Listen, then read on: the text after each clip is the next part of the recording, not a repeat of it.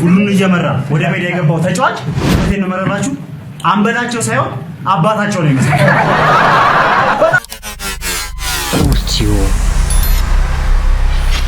አሁን በቀደም አንድ የሰፈር ሽማግሌ እጄን ይዘው ቤታቸው ወሰዱ። ኢንጂነር ልጅ እያለች ማን ነበረ ስም ማን ያለው ነው ምን ያለው ምን አለ? የፈለገውን ያስቃል። ይኸውልህ ይሄ ነው ማሞቂያው። በህይወቴ እንደዚህ አይነት ማሞቂያ ይቻላል። በጣም ትልቅ ነው። በዚህ ላይ ሽቦ ትብትብ ያለ ምን መሰለ ችግሩ? ማሞቂያውን ስለኩሰው የአምፖሉ ኃይል ይቀንሳል። አልተማርነውም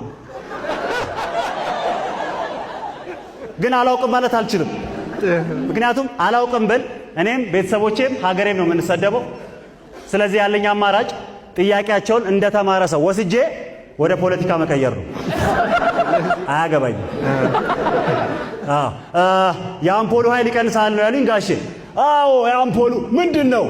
አይ ምንም ያው ከምርጫው በኋላ የሚጠበቅ ነው።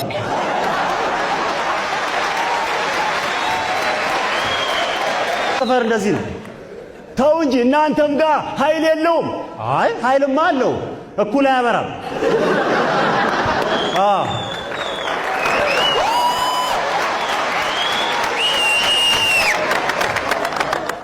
የተማርኩ ሰው ነኝ፣ ያምኑኛል። አያገባኝም። አረ ወደዛ አውርደህ ትጥልልኛለህ በቃ በቀጣዩ ምርጫ።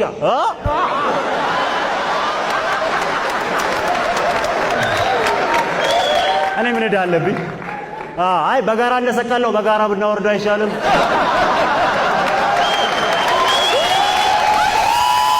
ኢትዮጵያ ውስጥ ሴቶች ናቸው እድሜ የሚቀንሱት ወይስ ወንድ ኳስ ተጫዋቾች?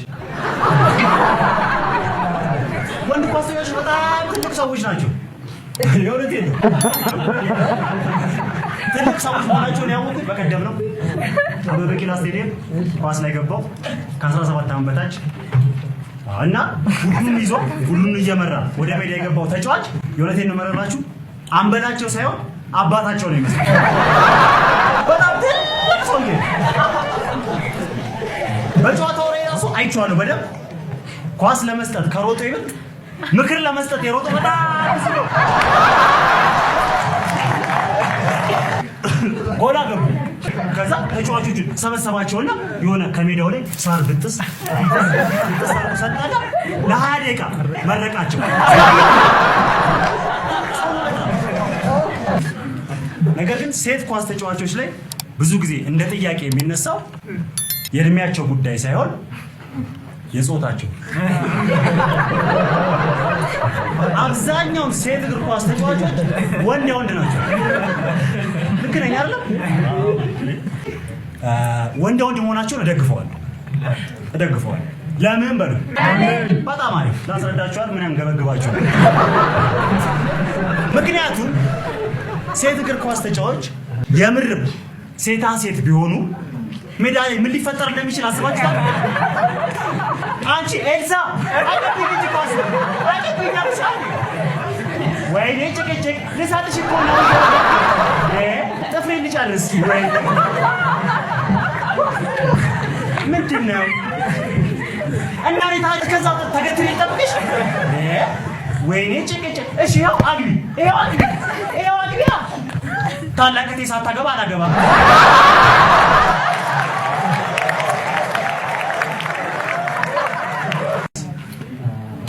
አንተ ጥያቄ መጠየቅ ፈልጌ ምናልባት በስራም ሆነ በህይወት ልምዳችሁ እኛ ኢትዮጵያውያን መስራት ወይም መሆን የማንችለው ነገር አለ ብላችሁ ታስባላችሁ?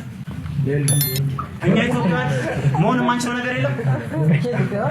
የምራችሁን ነው? በጣም ጥሩ። እኔ በእኔ አስተሳሰብ እኛ ኢትዮጵያውያን የማንችለው ነገር አለ። ለምሳሌ እኛ ኢትዮጵያውያን ቅጥር ነፍሰ ገዳይ መሆን አንችልም።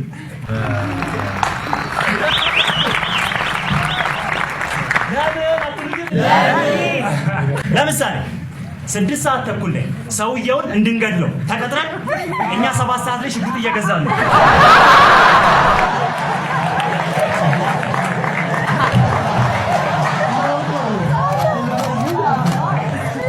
ከዚህ ቀጠረ ሰውዬ ደውሏል። ሄሎ ምንድነው ገደልከው? አያው ልገለው ነው እየወጣው ነው ያው ልገለው ነው ገድየው ደውላለሁ መልሼ ደውላለሁ ይሄ መንገድ ላይ ስለሆንኩኝ ምንድነው ታዲያ እስካሁን ለምን ያረፈርከው ለምን ያልገደልከው? አይ ያው መጀመሪያ እኮ ሰዓቱን ልግደለው እንጂ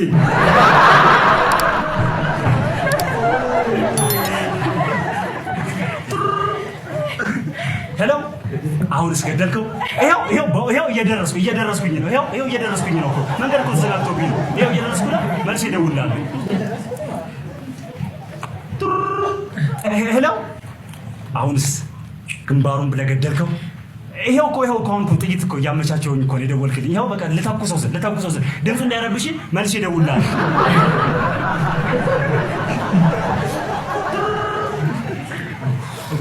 ሄሎ አሁንስ ጨረስከው?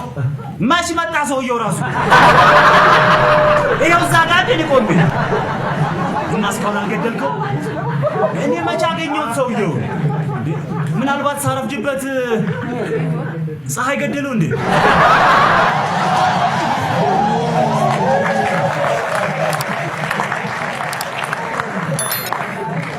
መንገድ ላይ አይጥ መርዝ የሚሸጡ ሰዎች በስፒከር የሚከፍቱት ማስታወቂያ ብዙም አይስብም። እኔ ያሰለቻል። እንዴት እንደማይሰለቻቸው ይገርመኛል። ማለት ዘመናዊ ነው መድኃኒቱ፣ ማስታወቂያችን ኋላ ቀር ነው ማለት። ለዘመናዊ መድኃኒት ዘመናዊ ማስታወቂያ ነው መሆን ያለበት። እኔ በግሌ ልጅ ሚካኤል የዘራ መድኃኒትን ቢያስተዋውቅ ደስ ይለኛል። ጥሩ የሚሆን ይመስለኛል። ማለት ታዋቂ ነው፣ ዝነኛ ነው። እሱ ቢሸጠው በእርግጠኝነት ብዙ ሰው ሊገዛ ይችላል ከቴዲዮ በቀር። ሄይ ያራዳ አይጦች ዘራ የአገር ምርቱ ይሄ ዘራ አይጥ ገዳይ በዝረራ መጣቻ ይጢት ልስታት ወይ መድኃኒት እልም ነው ጭጭ ነው ኮርኒስ ላይ መሬት ላይ ደቅ ነው ከዛ ይጧ መታ ላፍ ነው ሳልጨርሰው ኮርኒስ ላይ መሬት ላይ ደቅ ነው ከዛ ይጧ መታ ላፍ ነው ከዛ ስትሞትልህ ያዝ ነው ከዛ ለቴዲዮ ላክ ነው። ግን ብዙ ጊዜ የአይጥ መርዝ አይጦችን ይገላል ብለህ ስጠብቅ አይገላቸውም፣ ጭራሽ ያሰክራቸዋል። እና አይጧ ራሱ ሰክራ ትመጣለች እየዘፈነች ጉብላ መላ ያመለሽ ጋዮ መርዝ ሲያበላኝ መርዝ ሲያጠጣዮ ብቻ ምን እንዳበላኝ እኔ ምን አውቃለሁ፣ ገና እንደበላ ሆዴ ትርክክክክ። አመሰግናለሁ በጣም ምን አለ ከወንድና ከሴት ማን ነው ውሸታ? ተረጋጊ የኔ ቆንጆ። ወንዶች ሁሉም ሰው እንደዛ ነው የሚለው፣ ግን ወደ እውነታው ስትመጣ ግን ሴቶች ናችሁ እናንተ ናችሁ ውሸታ። ግልጽ ነው ማለት እኛ ወንዶችም እንዋሻለን፣ ግን እኛ ወንዶች የምንዋሸው ውሸት ቢያንስ የማይታይ ነገር ነው የምንዋሸው። ለምሳሌ እወድሻለሁ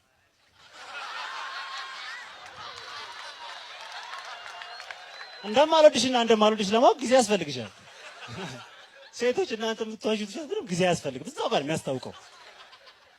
ለምሳሌ ሴቶች እህቶቼ በየወሩ ከሰውነታችሁ ደም ይታያል አይደል? ምንድነው ብለን ስጠይቃችሁ አበባ ነው ትላላችሁ። እያየነው ነው፣ ደም ነው። ትሸውዱና አትሞክሩ። አበባና ደም መለየት የማንችለው ይመስላችሁ? አበባ ነው፣ ደም ነው። አሁን በዚህ ጉዳይ ተናድጄ አፍንጫሽን በታሽና ከአፍንጫሽ ደም ይፈስ፣ ወይኔ አፍንጫዬ ደማ። አፍንጫሽ አልደማም የኔ ቆንጆ፣ አፍንጫሽ ላይ አበባ።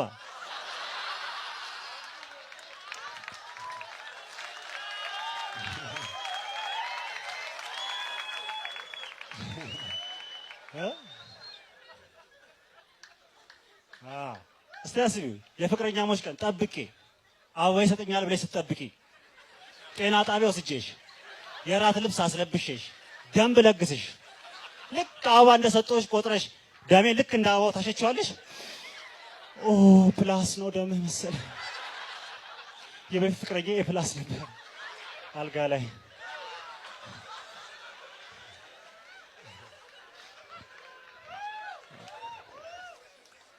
ያው ሴቶች በጣም ተወዳጅ ፍጥረቶች ናቸው። እንደማይደብራችሁ ይታወቃል። እንደነሱ የሚሆን የለም አይደል? ሴቶች ተወዳጆች ናቸው። በዓል ለባለ ትዳሮች በጣም ደስ ይላል። ምክንያቱም ጾም የሚፈቱበት ብዙ አማራጭ አላቸው። ያገባችሁ ሰዎች አላችሁ እዚህ ውስጥ ትዳር የመሰረታችሁ አጨብጭቡ ያገባችሁ ሰዎች 4 ሰዎች አሪፍ ነው። ትዳር ደስ ይላል። ብዙ ጓደኞቼ እያገቡ ነው እና እንዳገባ ይመክሩኛል። ማግባት አለብህ፣ አግባ። አንተ ለማግባት ምን ትጠብቃለህ? አንተ እኮ ለማግባት ማርገዝ አይጠበቅብህም። አገባለሁ በቅርቡ። በቅርቡ አንድ ሴት ታዋቂ ነበር። በጣም ደስ የምትል ሴት፣ ቆንጆ ነች፣ ልጅ አላት። አይደለም እሱ አይደለም፣ ልጇን ብቻዋን ነው የምታሳድገው። ባሏ ወታደር ነበር። እንግዲህ እንደነገረችኝ ከሆነ አሁን ባሳለፍነው የእርስ በርስ ጦርነት ባሏ ግዳጅ ላይ በነበረ ሰዓት ያው አስገድዶ ደፍሮ ስለማገጠባት ተፋተዋል። ጡት ያልጣለ ልጅ እያለው ይሄንን ማድረጉ ይደብራል በጣም። ምን አለ ልጁን እንኳን ይዞላት ቢሄድ ለጡቱ ነው ያለው።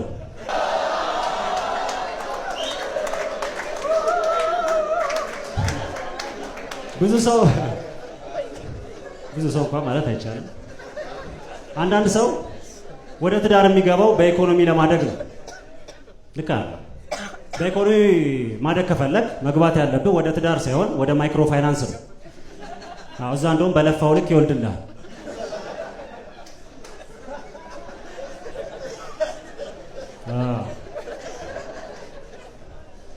አንዳንድ ሰው ትዳር ለኮሜዲያኖች የሚቀል ይመስለዋል። ትዳር ለኮሜዲያኖች ቀላል አይደለም። ማለት ምኑ ጋር ትቀልዳለህ? ሳሎን ቤት፣ ኩሽና፣ መኝታ ቤት፣ እነዚህ ሁሉ ቦታዎች ላይ መቀለድ ትችላለህ፣ ግን ስድብ ነው የሚተርፍህ። ሳሎን ቤት ብትቀልድላት የደላ፣ ኩሽና ውስጥ ብትቀልድላት ስራ ፈት፣ መኝታ ቤት ብትቀልድ ስንፈተ ወሲብ። ፈጣን ነው መሆን የምፈልገው ጊዜ የለኝም። ፍቅር ደስ የሚል ነገር ነው አይደለ? አሁን በዚህ ኩላሊቱ ጉዳይ ሲነሳ ፍቅር የሌላቸው እያደረጉ የሚያወሩ ሰዎች አሉ። ፍቅር አለ። ፍቅር ደስ የሚል ነገር ነው። ትዳርም ደስ የሚል ነገር ነው ብዬ አስባለሁ። እንደ ማንኛውም ብቻውን እንደሚተኛ ሰው ትዳር ደስ የሚል ነገር ነው። አሁን ብዙ ሰው ትዳር ውስጥ ከገባ በኋላ ብዙ ነገር የሚያስፈልግ ይመስለዋል። ትዳር ውስጥ ከገባችሁ በኋላ የሚያስፈልጋችሁ 3 ነገር ነው። ፍቅር፣ ገንዘብ፣ ፓስተር ቸሬ።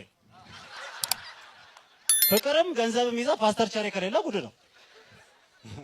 እሱ ሰውዬ ከሱ እምነት ውጭ ያሉ ሰዎችን ሲያስታርቀ ያለው ደስ ይላል። መታረቅ ግን ያው ቆም ብለህ ማሰብ አለብህ። ማለት ያው ሚስት ላይ ባትማግጥ እንኳን ንስሐ አባት ላይ እየማገጥክ ነው። አባ ይፍቱኝ፣ አንተ እኮ ፈታኸኝ ቀድመህ ሄደ ልጅ ወይ ፍታውና ልፍታ።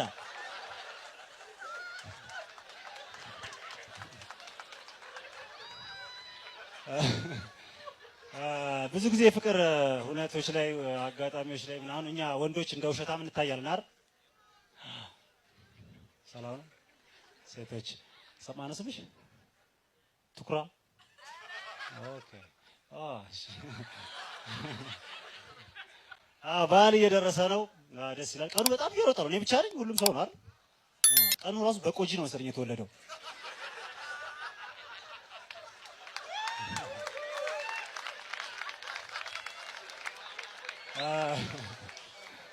በዓል እየደረሰ ነው። እኔ ገና እንቁጣጣሽ ላይ ነበርኩ። ብዙ ጊዜ የኛ ሀገር ባህላት ታሪካዊ አመጣጥ አላቸው አይደል? ብዙ ጊዜ ካስተዋላችሁ አሁን ለምሳሌ እንቁጣጣሽ የተባለው ንጉሥ ሰለሞን ለንግስተ ሳባ ለጣቷ እንቁ በመስጠቱ ከዛ በኋላ እንቁጣጣሽ ተባለ ነው የሚባለው። በጣም የሚገርም ታሪክ ነው። ማለት ከዚህ ታሪክ የሚገርመኝ ንጉሥ ለመሆን ለሚወዳት ሴት እንቁ መስጠቱ አይደለም። የገረመኝ ንግስት ሳባ እስራኤል ሀገር ኢትዮጵያን ወክላ ሄዳ አርግዛ መመለሷ ነው። ለምን ማለት ይሄ ታሪክ አሁን ላይ ቢፈጸም ኖሮ በጣም እንጨቃጨቅ ነበር። እስቲ አስቡት፣ አዲስ የተመረጠችው የእግር ኳስ ፕሬዝዳንት ለስራ ጉብኝት ወደ አሜሪካ ሄዳ ጆ ባይደን ሲያስረግዛት፣ ከዛ እነሱም ልጁን ጥለሽ ሂጂ አለበዛ ማዕቀብ እንጥላለን እያሉ ሲያሰራሯት፣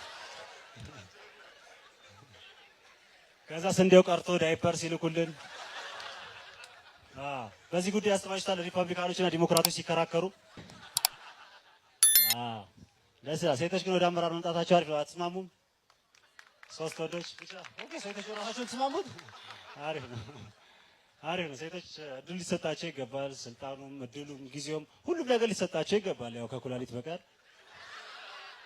ያው ልባችንንም ኩላሊታችንን ሰተን ጨጓራዎች ታቅፈን ልንሞት ነው። ብዙ አይነት ማህበራዊ ሚዲያዎች አሉ። ኢንስታግራም ጠቃሚ እስቲ ድምጻቸውን ልስማው። እሱ ነገር የሴቶች ብቻ ነው የሚመስለኝ፣ ወንዶችም ብቻቸው እንትን። ኦኬ እኔ በግሌ ቴሌግራም ደስ ይለኛል። ምክንያቱም አብዛኛው ማቃቸው ሴቶች አረብ ሀገር ናቸው። ደስ ነው የሚለኝ ቴሌግራም። ያው ለብዙ ነገር ይመቻል። ቃለ መገበያየት ይመቻል። ዜና ለማንበብ ይመቻል። አንዳንድ ቴሌግራም ቻናሎች ግን አይታችሁ አታውቁም? ዜና አገኘው ብለህ እያነበብክ በመሃል ዳናይት ሻወር ቤት ውስጥ የውስጥ ዜና ደስ ይለኛል። በእርግጥ እስቲ ጉድዋል ሊውለ ዘው ለስትገባ የአርሰናል ደጋፊ ኖት እንኳንስ ወደ ትክክለኛ የአርሰናል ገጽ ማለት መሽወደን አላምንም። ገጽታ ይጭፍቅ ምናልባት ዳንኤል ከአርሰናል ተጫዋቾች ጋር ሻወር ቤት ውስጥ ከዛ ዳንኤልን ሳይሆን ቤንዋይትን ታየዋለህ። ጭቃ በጭቃ ሆነ ራሽፎርድ ጥሎት አሞሪም ሳይመጣ ማለት ነው። ኳስ እስቲ የምታዩ ሰዎች ወይም የምትወዱ የምትጫወቱ እስቲ ኳስ አጨብጭቡ እስቲ የምትጫወቱ ሰዎች። ሴቶች እያጨበጨቡ ነው። እኔ ሴቶች ኳስ ሲጫወቱ ብዙም ደስ አይለኝም፣ ይቅርታ አድርጉልኝ። እኔ ሴት ልጅ ያው ቅቤ እንጂ ኳስ ስታነጥር ብዙ ሴቶች አትችሉም እያልኳቸው አይደለም፣ ትችላላችሁ፣ ግን አያምርባችሁ።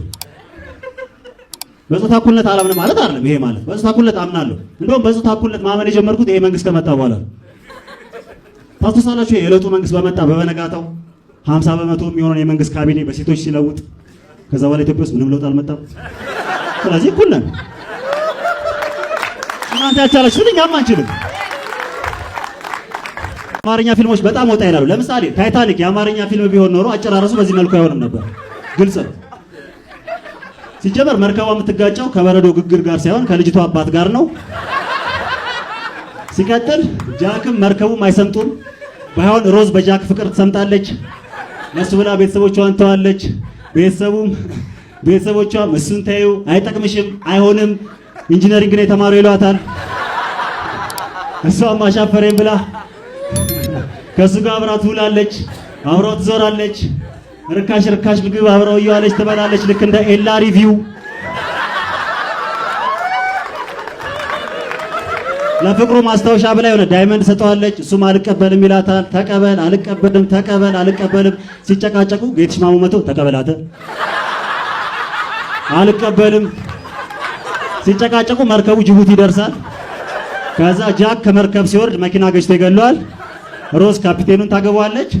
ዳይመንዱን ለመቄዶንያ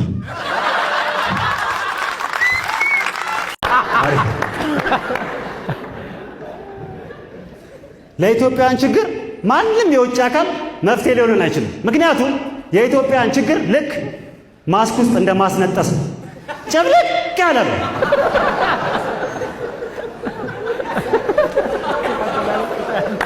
መጨማለቁን ከኛ ውጪ ማንም የውጭ አካል ሊለየው አይችልም።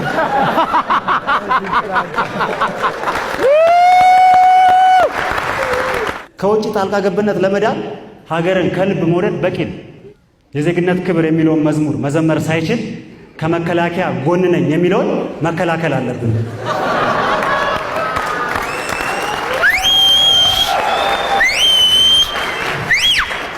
አሁን ላይ እያስተዋላችሁ ነው።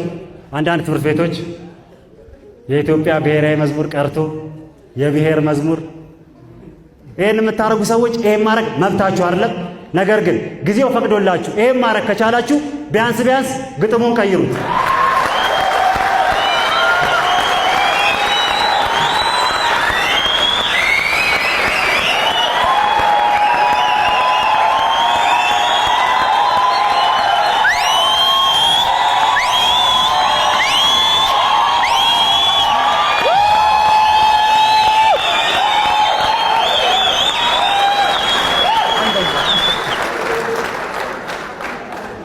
ሕፃናትን ሰብስቦ ስለ ደምና ስለ ግፍ ማስተማር ነገ ጠዋት ያንተንም የጎረቤትንም ደም በግፍ የሚያፈስ ትውልድ መፍጠር ነው። ሕፃናት ያው ስለ ደም መለገስ እንጂ ስለ ደም መፋሰስ ምን ይሰራላቸዋል?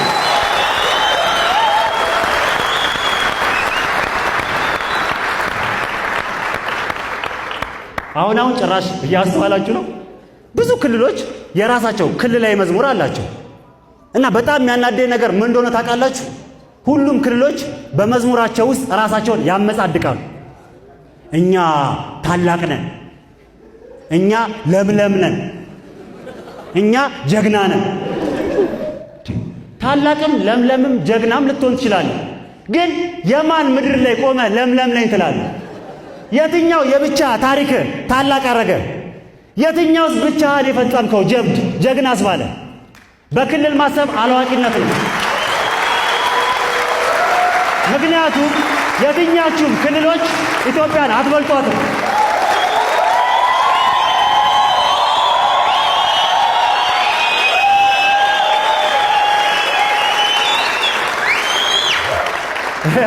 በዚህ ሁኔታ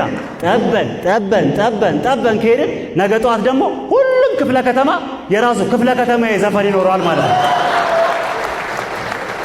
አሁን ለምሳሌ እኔ የጉለሌ ክፍለ ከተማ ልጅ ነኝ።